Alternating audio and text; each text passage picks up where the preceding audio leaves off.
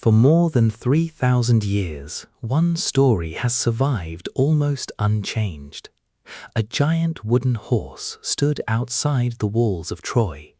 The Trojans welcomed it as a gift, and before the next sunrise, their magnificent city had fallen. But what if that famous horse never existed? What if the world's greatest military legend was really a misunderstanding, a symbol, or a story that slowly changed as it was passed from one generation to the next? Tonight, we'll follow the evidence hidden beneath ancient ruins, forgotten kingdoms, and centuries of archaeology to discover the real history behind the Trojan horse. Our journey begins in the late Bronze Age, more than 3,000 years ago, when powerful kingdoms ruled the eastern Mediterranean. One from the other is never simple.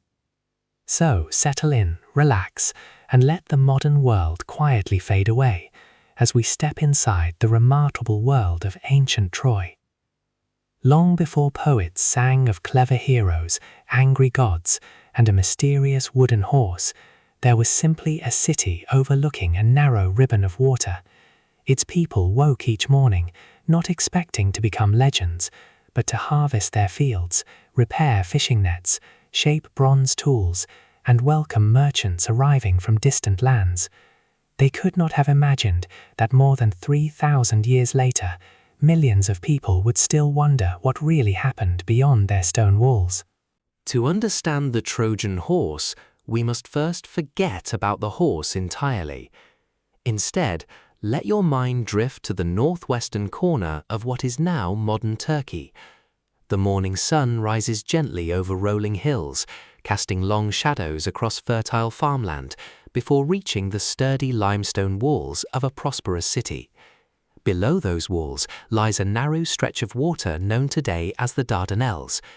It may appear peaceful, but in the Bronze Age it was one of the most valuable waterways on Earth. Every ship traveling between the Aegean Sea and the Black Sea had little choice but to pass through this narrow passage. Long before modern canals and busy shipping lanes, this natural gateway connected distant civilizations. Merchant vessels carrying copper from Cyprus, fine pottery from Greece, precious textiles from Anatolia, fragrant oils from the Levant, and countless other valuable goods sailed these waters throughout the year. For the people of Troy, this was more than a beautiful view. It was the source of their prosperity. Rather than becoming wealthy through hidden gold mines or vast empires, Troy flourished because it occupied exactly the right place. Geography became its greatest advantage. Every merchant hoping to trade between Europe and Asia passed close enough for the city's rulers to benefit from taxes, trade agreements, and diplomatic relationships. The city itself was carefully designed for both comfort and protection. Its highest point was surrounded by enormous stone walls, some built from massive limestone blocks fitted together with remarkable precision.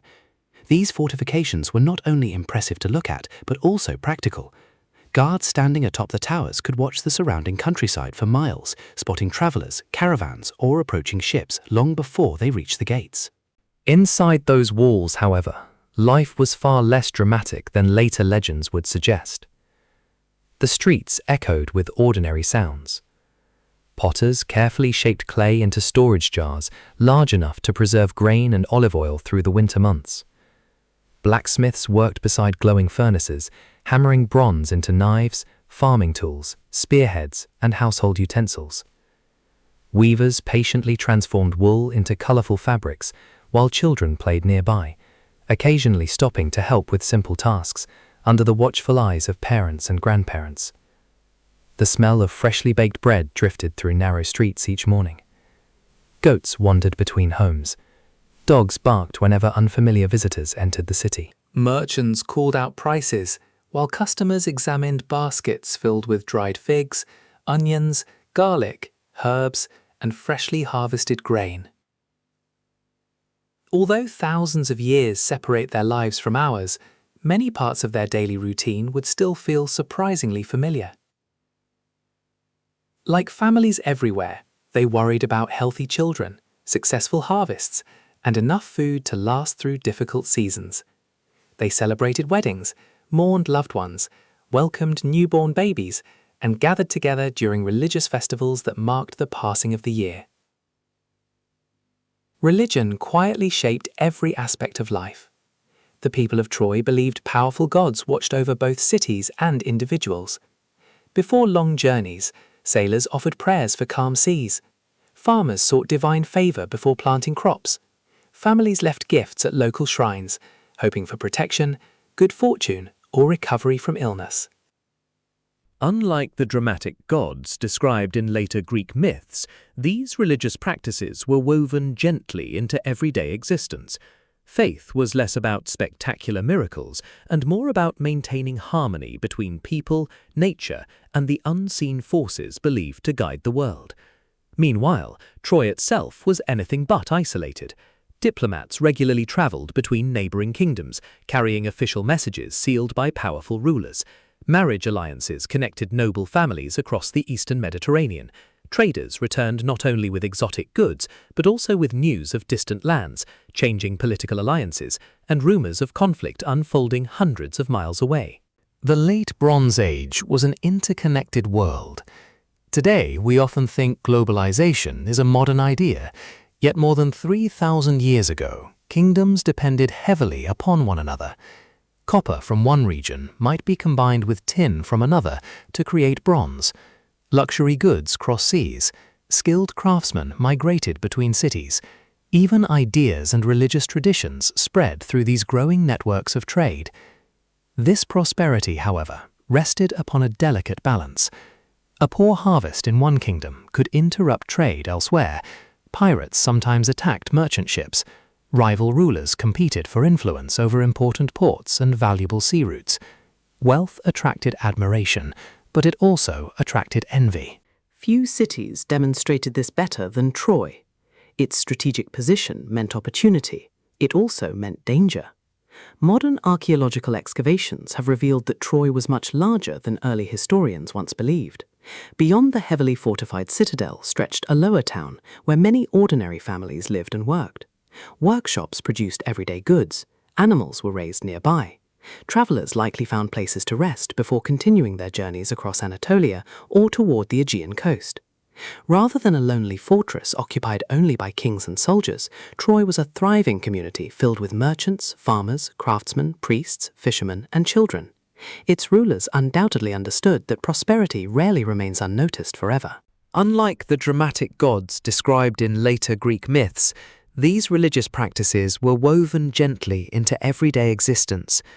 Faith was less about spectacular miracles and more about maintaining harmony between people, nature, and the unseen forces believed to guide the world. Meanwhile, Troy itself was anything but isolated. Diplomats regularly traveled between neighboring kingdoms, carrying official messages sealed by powerful rulers. Marriage alliances connected noble families across the eastern Mediterranean. Traders returned not only with exotic goods, but also with news of distant lands, changing political alliances, and rumors of conflict unfolding hundreds of miles away. The people of Troy carried on with their ordinary lives, unaware that later generations would remember their city not for its thriving markets or impressive stone walls, but for a single extraordinary story that had not yet been told. And as merchants continued sailing through the narrow waters below, events unfolding across the Bronze Age world were quietly preparing the stage for one of history's most enduring legends. If you had visited Troy during one of its busiest trading seasons, you probably would not have sensed that the city stood on the edge of becoming immortal. The streets would have looked much as they always did. Merchants would still be unloading cargo from wagons. Bronze workers would still be shaping glowing metal into tools and weapons. Children would still be chasing one another through narrow lanes, while their parents discussed harvests, prices, and the latest news brought by travelers. Nothing about daily life suggested that one day poets would claim an entire war began because of the love between two people. Yet this is exactly where the legend begins. According to Greek mythology, everything started far away from Troy, at a wedding unlike any other. The guests were not ordinary people, but gods themselves. Every important deity had been invited to celebrate the marriage of the hero Peleus and the sea goddess Thetis. Music filled the air, tables overflowed with food, and the celebration seemed destined to be perfect. Almost. One goddess had not received an invitation. Her name was Eris, the goddess of discord. Feeling insulted, she arrived anyway, carrying a single golden apple. Before leaving, she tossed it among the guests. Upon its surface were written just a few words. "For the fairest." It was enough.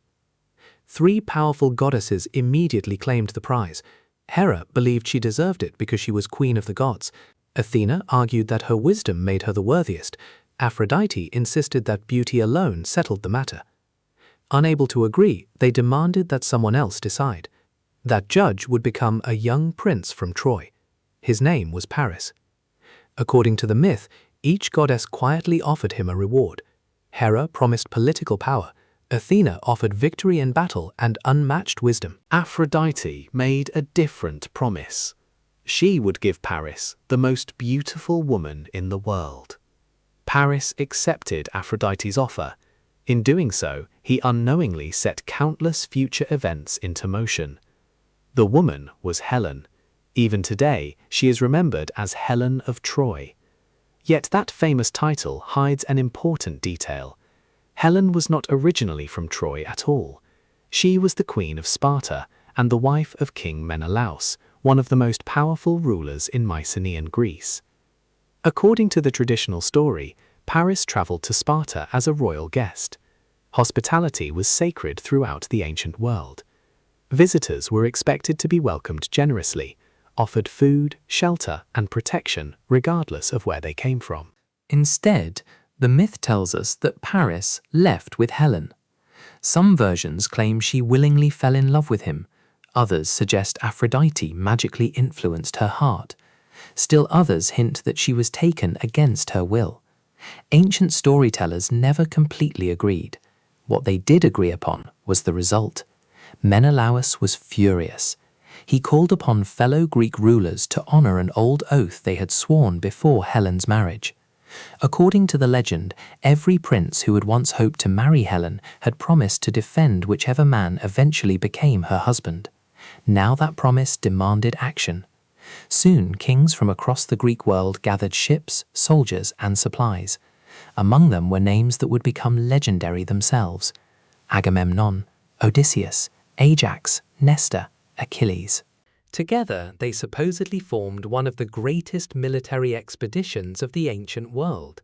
It is a wonderful story. But historians have long wondered whether any of it actually happened. Not because Troy itself is fictional. Modern archaeology has shown that Troy was very real. The question is different. Would dozens of powerful kingdoms truly spend years fighting an expensive overseas war simply because one queen disappeared? Most historians think that explanation is unlikely. Bronze Age kings rarely made decisions based entirely on romance. Wars were enormously costly. Thousands of soldiers required food every day. Ships needed constant repair. Weapons, armor, horses, and supplies demanded tremendous resources. No ruler would willingly invest all of that simply to settle a personal family dispute. Instead, historians suspect that the love story may be a poetic explanation for something much larger: trade, power, politics, control. Troy occupied one of the most strategic locations in the eastern Mediterranean. Any kingdom hoping to dominate regional trade would naturally pay close attention to the city controlling access to the Dardanelles. Competition over wealth has started far more wars throughout history than romance ever has. It is possible that real political tensions already existed between Mycenaean Greece and the kingdoms of Western Anatolia. Perhaps trade agreements collapsed. Perhaps rival rulers competed for influence.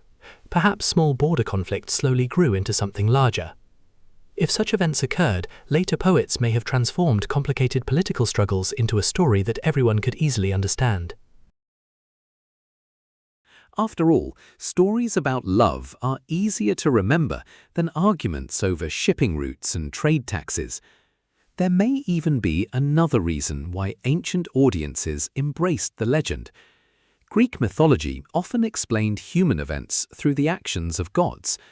Rather than describing history as a series of political decisions, Myths suggested that divine beings guided the destinies of entire civilizations.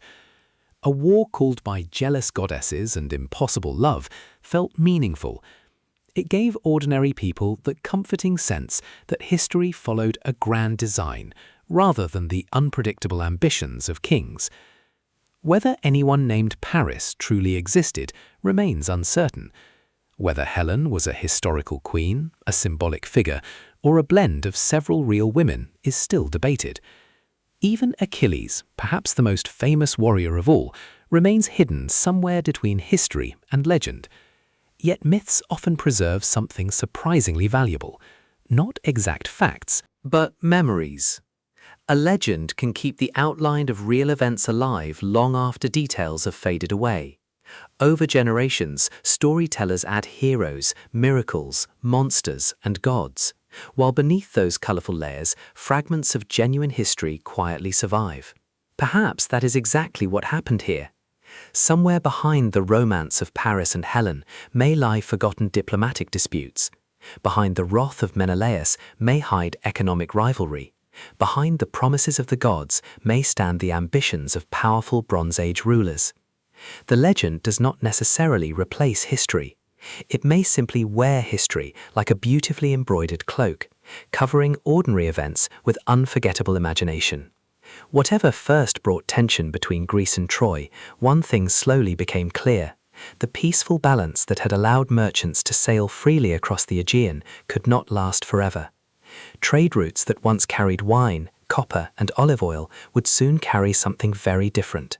Ships filled with armed men were beginning to gather beyond the horizon, and for the people living safely behind Troy's towering stone walls, an age of prosperity was quietly giving way to an age of uncertainty. Whether the war began because of a queen, a trade dispute, or a rivalry now lost to history, one thing is almost certain. If Troy was attacked, it was not the kind of battle we often imagine today. There were no endless waves of soldiers charging across open fields from sunrise to sunset. Ancient warfare was usually much slower, far more exhausting, and filled with long stretches of waiting. That slower reality is where our story now quietly continues. Imagine standing upon Troy's great stone walls on a cool morning. Beyond the fields surrounding the city, hundreds of tents stretch across the landscape. Thin columns of smoke rise into the calm air as cooking fires are lit for breakfast. Horses graze nearby. Bronze helmets glimmer faintly in the early sunlight. The armies outside the city have become almost as permanent as the city itself. If the traditional story is to be believed, the Greeks remained here for nearly 10 years. Whether that exact number is true remains uncertain, but historians agree on one important point. Bronze Age sieges could last an incredibly long time. A well-fortified city was one of the most difficult military targets in the ancient world. Troy's walls were its greatest strength. Archaeologists have uncovered sections of these fortifications, and even after more than 3,000 years, they remain impressive. Built from massive blocks of limestone and rising several meters high, the walls followed the natural shape of the hill, making direct attacks even more difficult.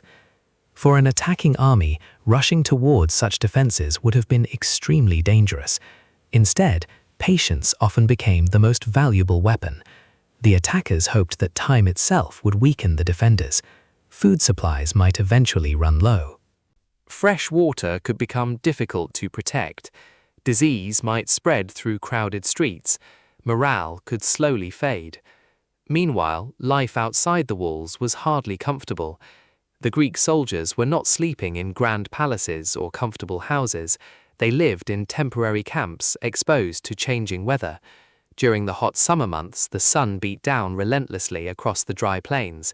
In winter, cold winds swept in from the sea, chilling both men and animals alike.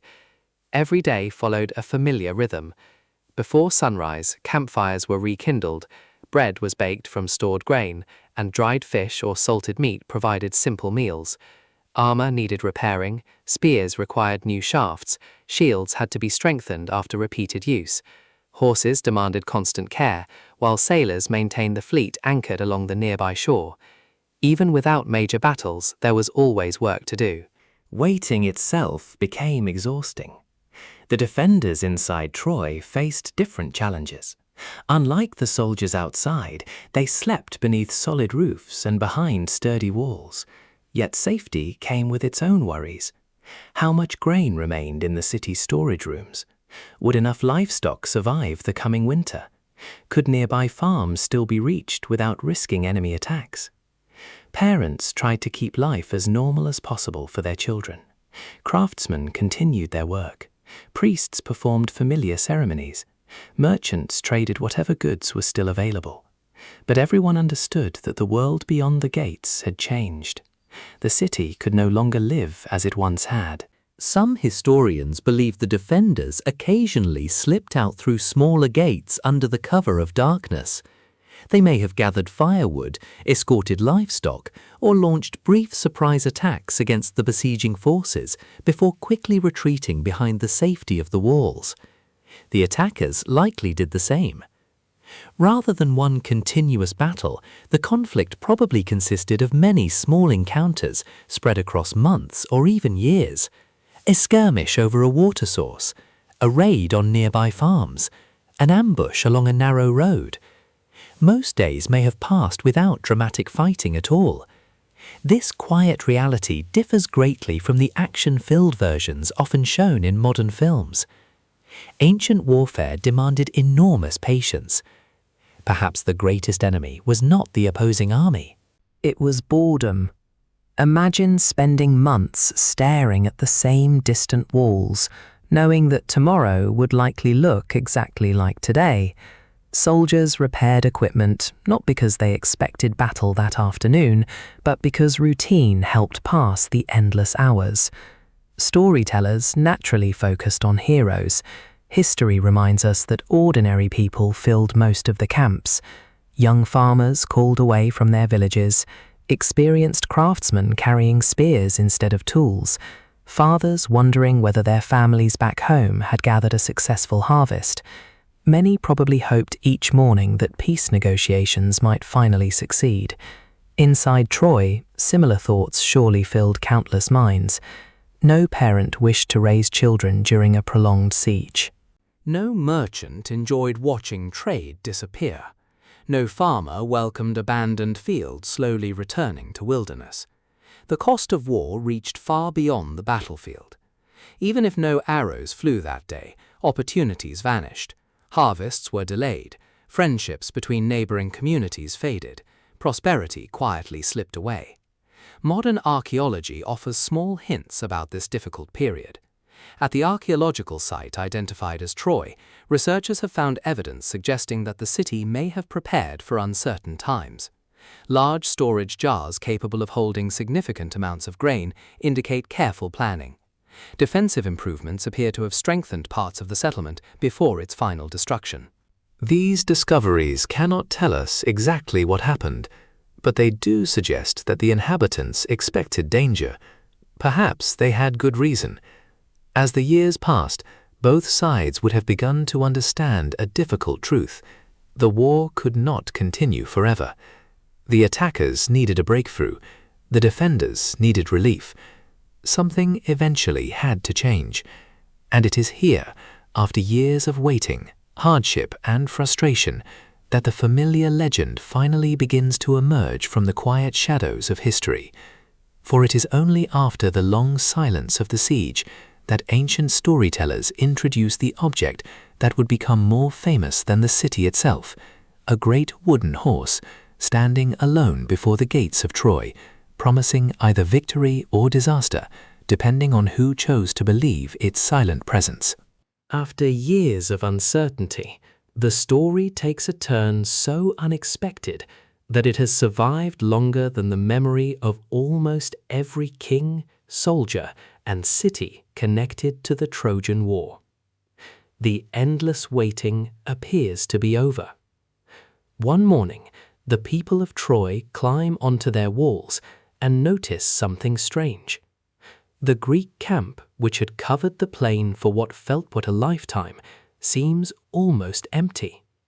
The rows of tents have disappeared, cooking fires have gone cold, ships that once crowded the shoreline have vanished toward the horizon. For the first time in years, an unfamiliar silence settles over the landscape. At first, no one dares to believe it. Could the war truly be over? Carefully, scouts are sent beyond the city gates. They walk through the abandoned camp, searching for signs of an ambush. Everywhere they look, they find evidence that the Greeks seem to have left in great haste. Broken equipment lies scattered across the ground. Ashes still smolder where campfires once burned. The shoreline, so recently filled with ships, now appears empty. Then they discover something no one expected. Standing alone on the plain is an enormous wooden horse. It towers above the men gathered around it. Built from heavy timbers, its smooth wooden body catches the morning light. It is unlike anything the Trojans have ever seen. According to the ancient story, a single Greek named Sinon is found nearby.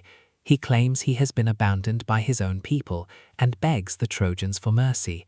Once inside the city, he tells them an extraordinary tale. The horse, he says, is not a weapon. It is a sacred offering to the goddess Athena. The Greeks supposedly built it to ask for forgiveness after offending the goddess during the war. They intentionally made it so large that the Trojans would never be able to bring it inside their city. If the Trojans destroyed the offering, Athena would punish them. But if they accepted it, her favor might one day belong to Troy instead. It is a clever explanation, perhaps too clever. Even within the legend itself, not everyone believes the story. One of the loudest voices belongs to a Trojan priest named Laocoon.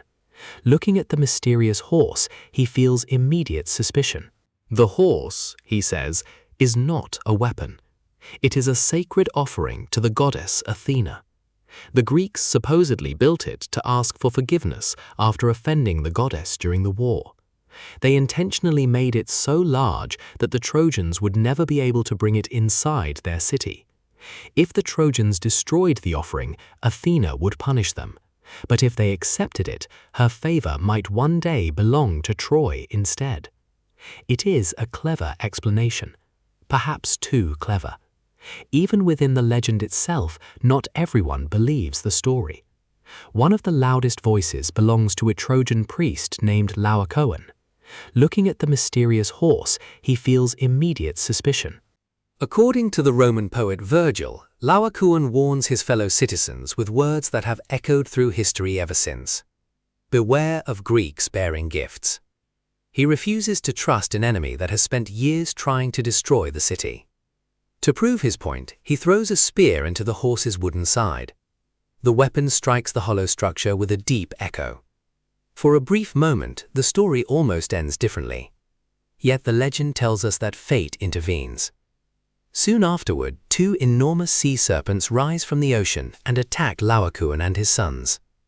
The terrified Trojans believe this terrible event is a sign from the gods.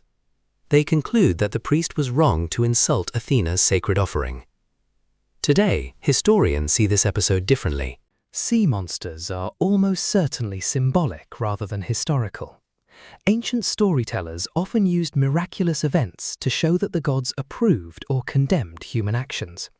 For audiences listening centuries ago, divine intervention made perfect sense. Another voice also tries to stop the horse from entering the city. The princess Cassandra. She possesses the gift of prophecy, yet suffers a cruel curse. Although she always speaks the truth, no one believes her warnings. She pleads with her people. She tells them disaster is hiding in plain sight. But just as always, her words are ignored.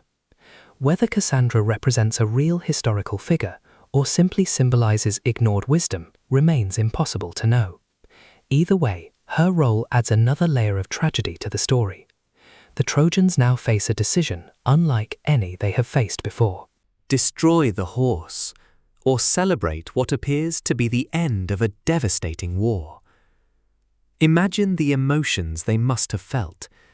For years they had lived beneath constant fear. Children had grown older knowing nothing except life during a siege. Farmers had watched fields remain abandoned. Families had mourned those who never returned from battle. Now, suddenly, peace seems possible. It is not difficult to understand why hope may have overcome caution. According to the legend, ropes are tied around the giant horse. Hundreds of men begin pulling. Wood creaks against the earth as the enormous structure slowly moves towards the gates. Crowds gather along the streets to watch. Musicians celebrate. Children run alongside the procession, laughing as victory seems finally within reach. The great gates of Troy open. The wooden horse passes beneath the towering walls. By sunset, it stands proudly within the city itself. That evening becomes one of celebration. Food is shared. Wine flows freely. Songs fill the streets. After years of hardship, the people finally allow themselves to believe the nightmare has ended. As darkness spreads across the city, exhausted families return to their homes. The fires burn lower. The music fades. One by one, the streets grow quiet. Then, according to the legend, sometime after midnight, the hidden door inside the horse slowly opens. Greek warriors carefully climb down into the sleeping city. They move silently through empty streets until they reach the massive gates. Waiting beyond the harbor, the Greek fleet, which had never truly sailed away, returns under the cover of darkness. The gates are opened from within. The army enters. Before dawn, Troy is consumed by fire. It is one of the most dramatic scenes in all of ancient literature. Yet when historians examine this famous account, they immediately notice something curious. Almost every detail comes from poems written centuries after the events they describe. No eyewitness account survives. No Bronze Age inscription mentions a giant wooden horse.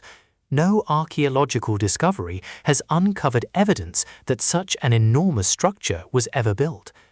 The story is unforgettable, but is it history, or is it a legend carefully shaped by generations of storytellers who transformed a real war into an unforgettable tale? Those questions have fascinated scholars for centuries, and as we leave the burning city behind, our journey gently shifts away from poetry and towards evidence, where archaeologists and historians begin asking a quieter, but perhaps even more intriguing question. If there was never a wooden horse at all, then what really brought the great city of Troy to its end? As the smoke of the legendary city slowly drifts away, it is worth pausing for a quiet thought. For thousands of years, people accepted the story of the wooden horse almost without question. It appeared in poems, paintings, school books, and later in films. The image became so powerful that it entered everyday language. Even today, when something looks harmless but hides danger, we still call it a Trojan horse. Yet historians ask a different question. Not, is the story famous, but rather, what evidence supports it? And surprisingly, the evidence is remarkably quiet. The earliest and most detailed version of the Trojan horse does not come from the time of the war itself. In fact, it appears centuries later. The poet Homer, whose Iliad tells much of the Trojan War, barely describes the horse at all. His poem ends before the famous trick takes place. Listeners were expected to already know how the story ended. The fullest account comes even later, from the Roman poet Virgil in his epic, the Aeneid, written more than 1,000 years after the Bronze Age. As the smoke of the legendary city slowly drifts away, it is worth pausing for a quiet thought. For thousands of years, people accepted the story of the wooden horse almost without question. It appeared in poems, paintings, school books, and later in films. The image became so powerful that it entered everyday language. Even today, when something looks harmless but hides danger, we still call it a Trojan horse. Yet historians ask a different question. Not, is the story famous, but rather what evidence supports it. And surprisingly, the evidence is remarkably quiet. The earliest and most detailed version of the Trojan horse does not come from the time of the war itself. In fact, it appears centuries later. The poet Homer, whose Iliad tells much of the Trojan War, barely describes the horse at all. His poem ends before the famous trick takes place. Listeners were expected to already know how the story ended. The fullest account comes even later, from the Roman poet Virgil in his epic, the Aeneid, written more than 1,000 years after the Bronze Age. That long gap immediately raises questions. Stories change, details are added, heroes become larger than life, and ordinary events often transform into unforgettable legends. This does not mean the story is false, but it does mean we should read it carefully. Historians have spent generations wondering whether the horse might represent something else entirely. One popular theory suggests that the horse was never an animal at all. Instead, it may have been a siege engine. In the ancient world, attackers often built large wooden machines to break through city walls. Towers on wheels allowed soldiers to climb over defenses. Massive wooden rams battered gates for hours or even days. To people centuries later, memories of one of these strange machines could easily have become the story of a gigantic wooden horse. Language itself may have helped create the confusion. Ancient words sometimes carried several meanings. A poetic description repeated across generations can slowly lose its original meaning until listeners imagine something completely different. Another theory is even more unusual. Some historians believe the horse may symbolize an earthquake. At first, that sounds surprising. But in Greek mythology, the god Poseidon ruled not only the sea, he was also known as the Earthshaker. And, interestingly, Poseidon had a close connection with horses. To the ancient Greeks, horses and earthquakes were linked through the same powerful god.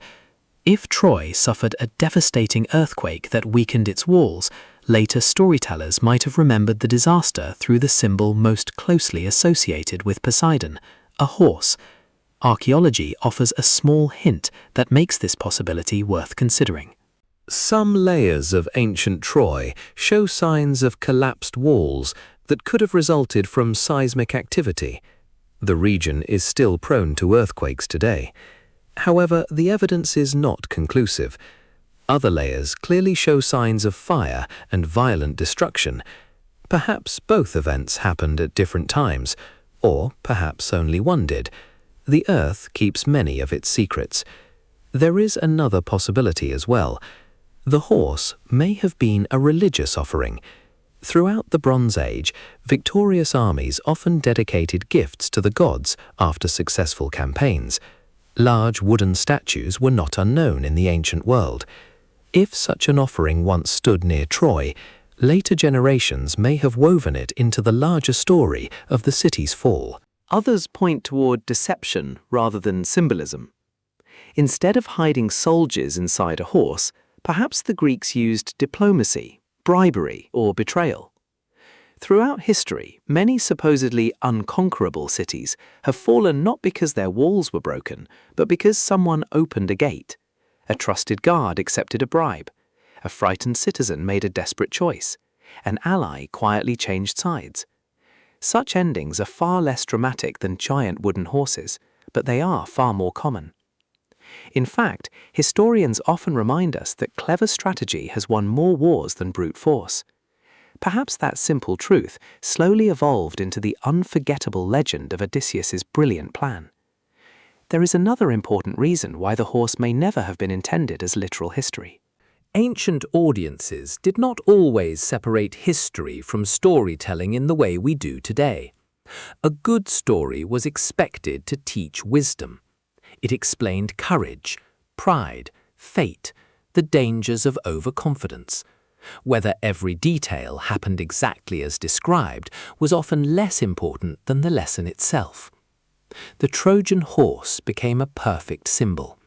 It warned people that appearances can deceive, that victory celebrations can arrive too soon, that even the strongest walls cannot protect those who ignore careful judgment. Perhaps that is why the legend survived, while so many real historical events faded into silence. It carried an idea that every generation could understand. And yet, despite all these theories, historians remain wonderfully honest. They do not claim to know the final answer.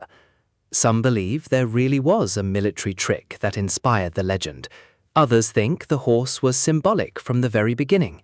Many suspect the truth lies somewhere in between, a real conflict remembered through centuries of poetic imagination.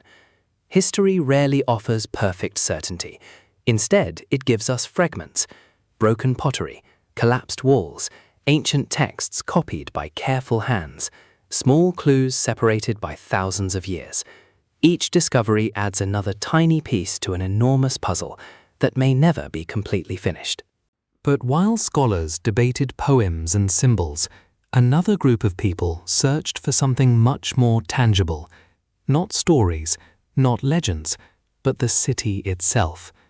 If Troy had truly existed, then somewhere beneath layers of earth and time, its streets, homes and walls might still be waiting to be found. And in the 19th century, one determined man became convinced that they were. His search would transform archaeology forever, while also creating controversies that continue to this very day. For centuries, many educated people believed that Troy belonged entirely to the world of myth. The names of Achilles, Hector, Helen, and Odysseus were famous across Europe, but the city itself seemed as unreachable as the kingdoms of fairy tales.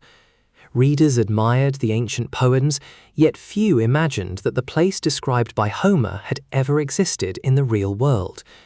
The story was beautiful, but surely they thought it was only a story. Then, during the 19th century, that assumption began to change. Across Europe, interest in the ancient world was growing rapidly.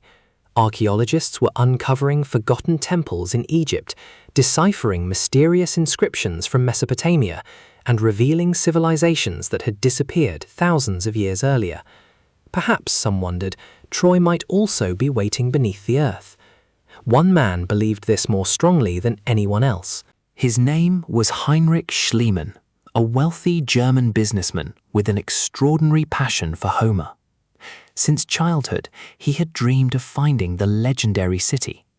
While many scholars treated the Iliad as poetry rather than history, Schliemann became convinced that Homer had preserved the memory of a real place.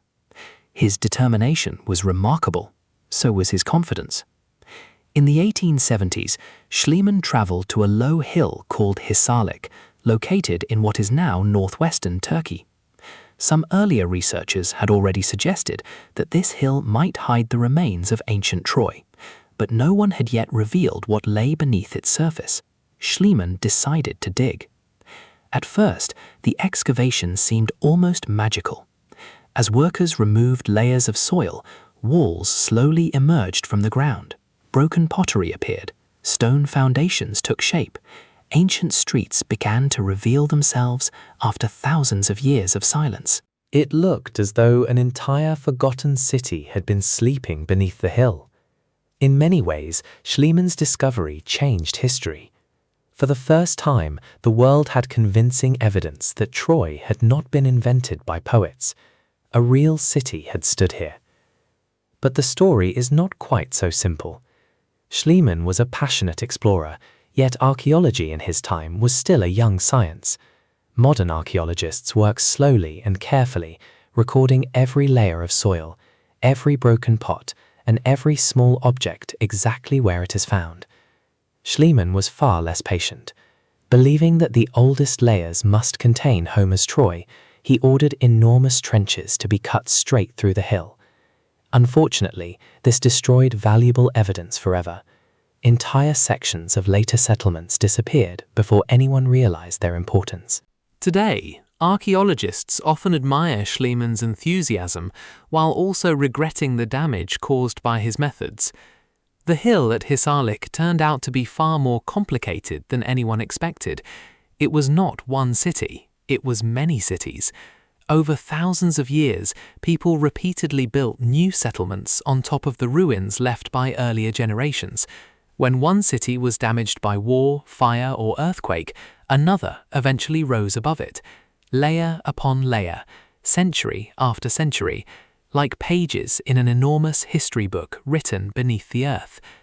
Modern archaeologists usually identify these settlements using simple names, such as Troy I, Troy II, Troy III, continuing all the way through Troy IX. Each represents a different chapter in the city's long history. The question, of course, became obvious. Which layer, if any, belonged to the Trojan War? Today, most researchers focus on two possibilities. Troy VI, a prosperous city with impressive defensive walls, flourished during the Late Bronze Age. Its massive stone fortifications match many ancient descriptions of a wealthy and well-protected settlement. Yet there is a mystery. Evidence suggests that Troy VI may have suffered severe earthquake damage around the time it disappeared. Sections of the walls appear to have collapsed outward, something often associated with seismic activity rather than military attack. Did nature destroy the city, or did an earthquake weaken the defenses before enemies arrived? No one can say for certain. Then comes Troy VIIa. This settlement was built directly upon the remains of Troy VI. Here, archaeologists discovered something different. Large storage jars had been buried inside houses, suggesting that families were preparing for difficult times. Homes were more crowded than before, perhaps because refugees from nearby areas had moved inside the safety of the city walls. Most striking of all were signs of violent destruction. Burned buildings, collapsed structures, arrowheads scattered among the ruins, human remains discovered beneath fallen debris. Together, these clues suggest that Troy VIIa may have experienced a terrible catastrophe sometime around the late 13th or early 12th century BCE, the very period many historians associate with the traditional date of the Trojan War. Yet even here, certainty remains just beyond our reach.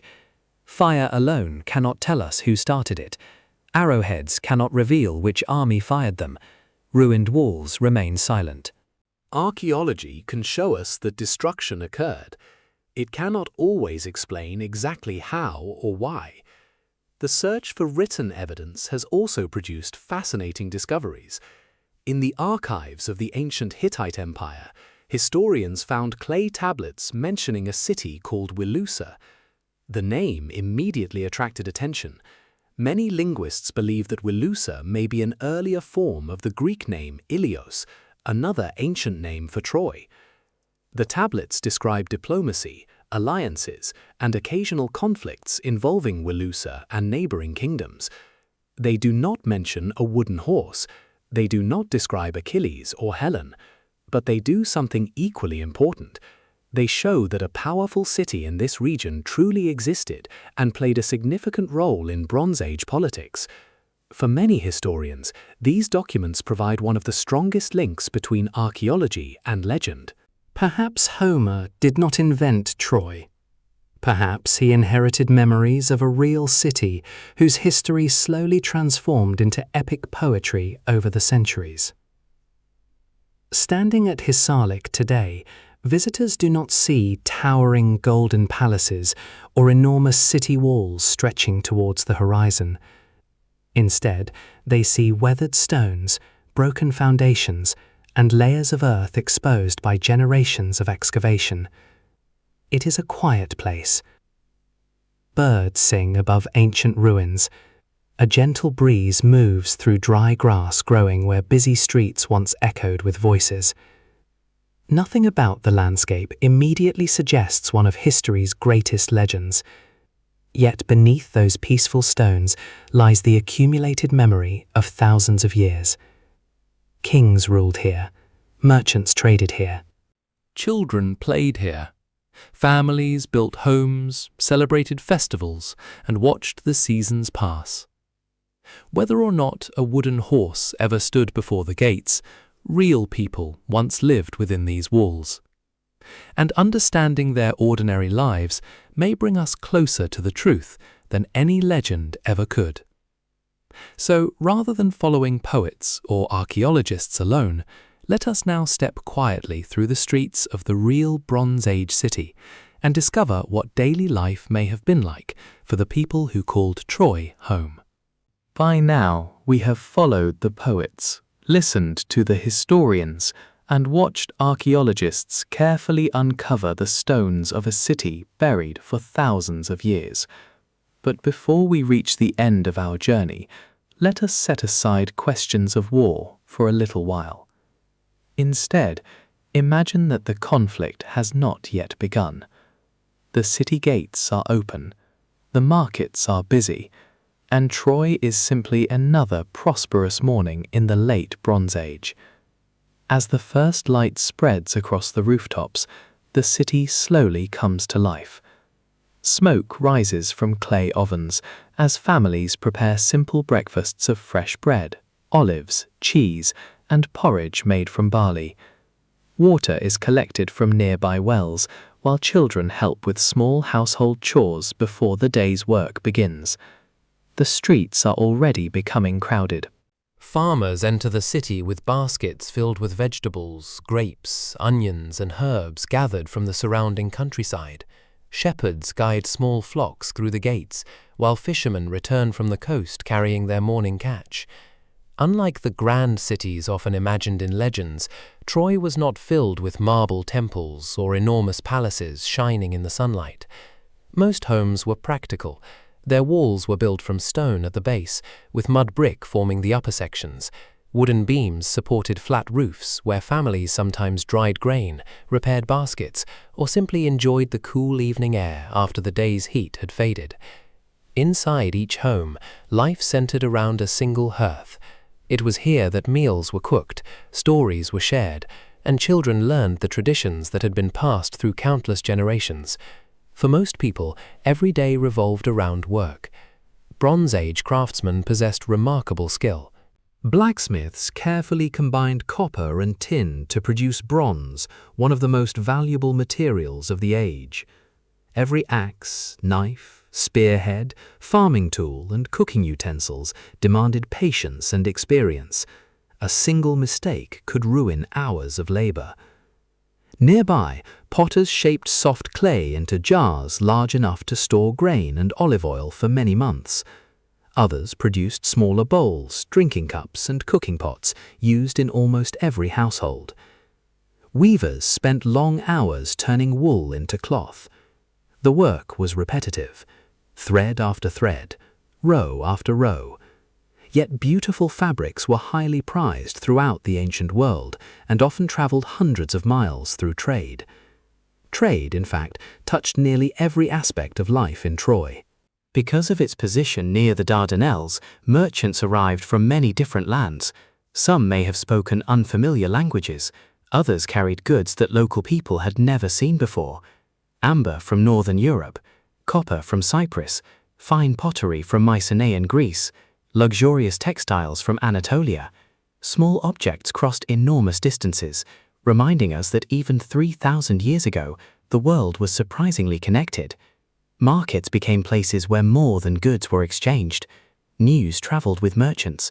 Stories spread from one kingdom to another. People learned about distant rulers, changing alliances, and unusual customs practiced far beyond their own homeland.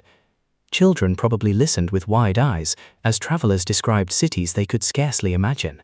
Religion quietly remained part of everyday life. Small offerings were left at shrines before important journeys. Families prayed for healthy children, successful harvests, and protection from illness. Seasonal festivals brought neighbors together in celebration, strengthening the bonds that held the community together. It's important.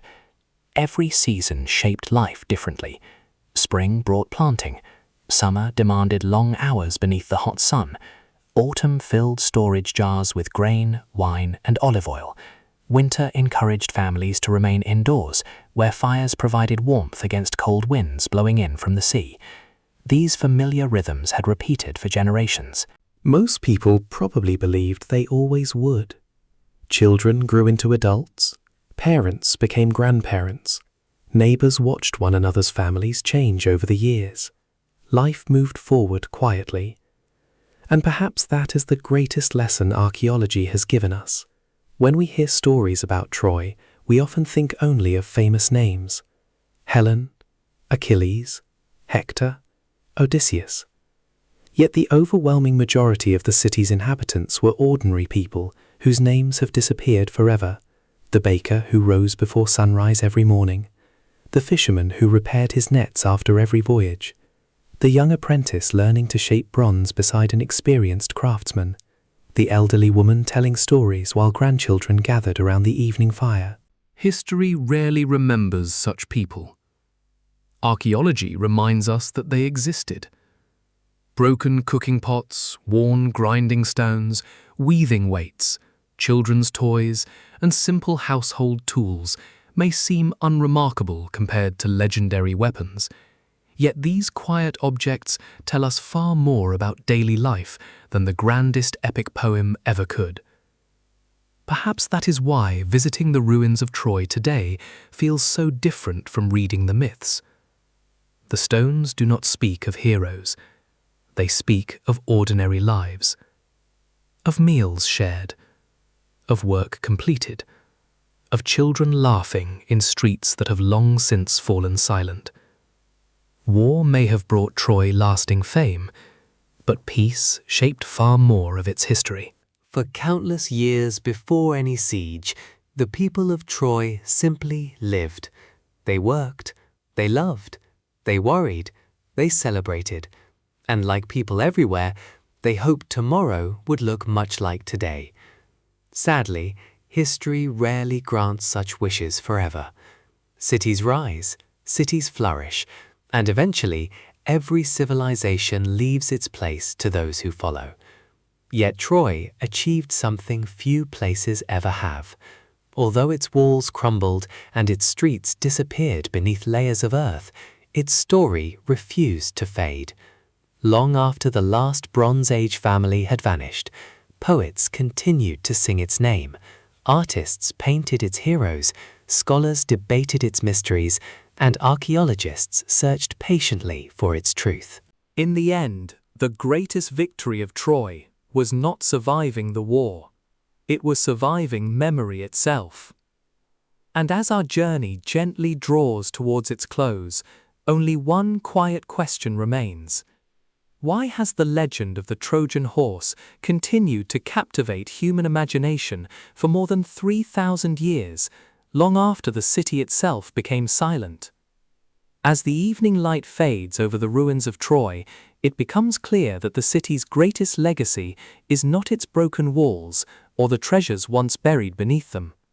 It is a story that has traveled farther than any Bronze Age merchant ever could have imagined. Long after the last stones of ancient Troy had begun to crumble, traveling poets continued to recite its tale from memory. Around campfires, in crowded marketplaces, and during festivals, audiences listened as heroes crossed the Aegean, mighty warriors clashed beneath towering walls, and a mysterious wooden horse brought a great city to its end. Each storyteller remembered the tale a little differently. Some added new details, others emphasized different heroes. Small changes slowly became permanent. That is the nature of oral tradition. Stories are living things. They grow, adapt, and change with every generation, while still preserving the heart of what came before. When Homer composed the Iliad, he was drawing upon centuries of older traditions. By then, the Trojan War had already become part of the cultural memory of the Greek world. His poem did not create the legend, it helped preserve it. Centuries later, another writer ensured that the story would reach an even larger audience. The Roman poet Virgil wrote the Aeneid, telling the story of Aeneas, a Trojan prince who escaped the destruction of his city and eventually became an ancestor of the Roman people. For Rome, Troy was no longer merely a defeated city. It became the birthplace of their own legendary history. This simple idea gave the Trojan story a second life. As the Roman Empire expanded across Europe, North Africa, and the Middle East, The legends of Troy traveled with it. During the Middle Ages, many European rulers proudly claimed that their ancestors had descended from Trojan survivors. Whether those claims were true mattered less than the prestige associated with Troy.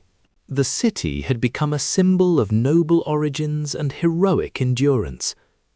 Artists also found endless inspiration in the legend. Painters filled enormous canvases with scenes of the wooden horse entering the city gates. Sculptors carved dramatic moments from the war into stone. Writers retold the story for new audiences, each adapting it to the values of their own time. Then came the modern age. Archaeologists uncovered the ruins at Hisarlik. Historians compared ancient poems with newly discovered Hittite tablets. Scientists carefully studied broken walls, burned buildings, and layers of earth that had remained undisturbed for thousands of years. Rather than destroying the legend, these discoveries made it even more fascinating. For the first time, people could see that myth and history were not enemies. They were partners. The myths preserved memories. Archaeology searched for evidence. Together, they offered a richer understanding than either could provide alone. Even today, the phrase Trojan horse remains part of everyday language. It describes hidden danger disguised as something harmless. In the world of technology, it even gives its name to a type of malicious computer program that pretends to be safe before revealing its true purpose. Few ancient stories have become so deeply woven into modern life. Yet perhaps the greatest lesson of Troy has nothing to do with deception. Instead, it reminds us that history is rarely simple. Real events become memories, memories become stories, stories become legends, and legends, over centuries, often lead us back toward real history once again. The people who actually lived in Bronze Age Troy almost certainly never imagined that future generations would debate their lives. They could not have known that archaeologists would carefully brush dust from their homes, that historians would study ancient tablets searching for their city's name, or that millions of people around the world would still whisper the word Troy more than 3,000 years later. Their city disappeared, their civilization faded, their language was forgotten, but somehow their memory endured. Not perfectly, not exactly as it happened, but powerfully enough to survive the passing of empires. And perhaps that is why the Trojan horse continues to fascinate us, not because we can prove every detail, but because it reminds us that the boundary between myth and history is often softer than we expect. Sometimes a legend hides a fragment of truth. Sometimes history inspires a legend. And sometimes, after thousands of years, the two become impossible to separate. As our quiet journey comes to an end, the ancient city of Troy grows still once more. The busy marketplaces fall silent, the harbour empties. The watchtowers stand peacefully beneath a sky filled with countless stars, just as they may have done on warm Bronze Age nights so very long ago.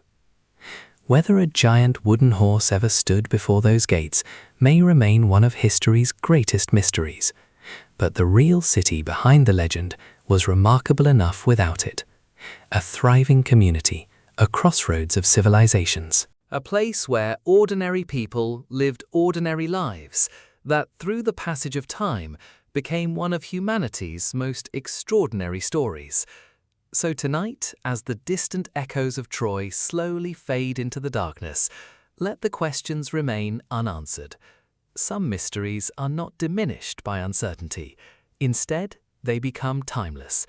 And perhaps that is the truest legacy of the Trojan horse.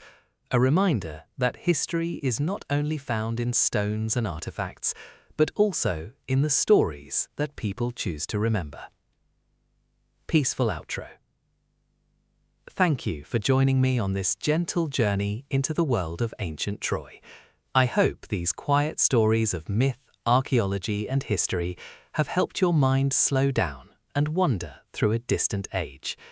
If you enjoyed spending this evening exploring the ancient world, I'd be delighted to have you along for another peaceful historical journey soon. For now, leave the ruins of Troy resting beneath the stars. Let the ancient waves wash softly against its forgotten shores, and allow yourself to drift into a calm and restful sleep. Good night.